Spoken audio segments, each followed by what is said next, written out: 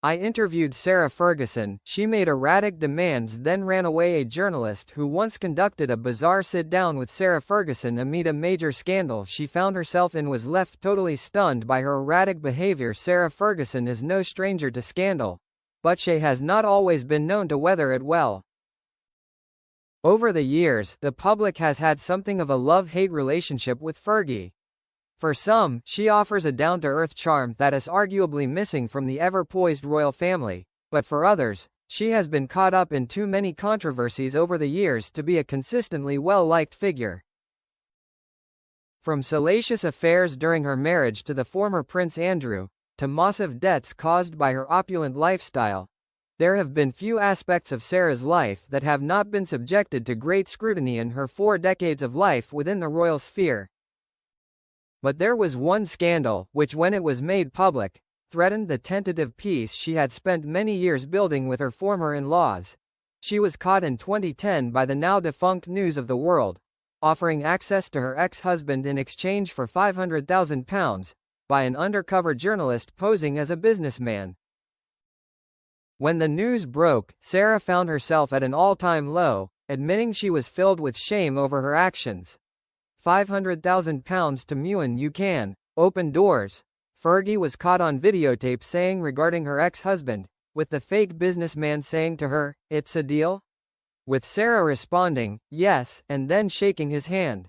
Andrew is reported to have been forced to get involved and clear some of his ex-wife's debts after the scandal, which Sarah said brought her a hell of shame and in which she had betrayed herself. A year later, as she published a memoir that detailed the scandal, Finding Sarah, she sat down with 60 Minutes Australia for an in-depth interview, but it quickly went awry, with the journalist selected for the piece calling it later one of the most chaotic interviews of his entire career. Michael Usher, the journalist, said that throughout their conversation, Sarah was all over the place, switching from one friendly demeanor to another rapidly, before eventually, when questioned about the scandal, demanding the footage be deleted, and even storming out for a period of time.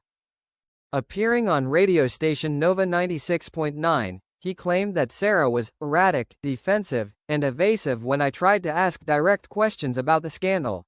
He also said that she made everyone use a royal title and that it was a surreal experience. She was adamant about being addressed by her royal title, Duchess, which felt ironic given the circumstances, he explained.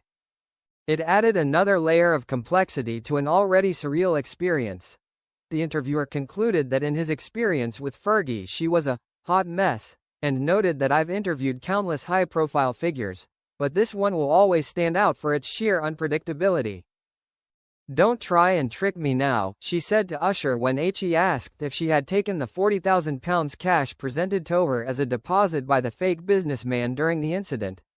"I am not going to play this game."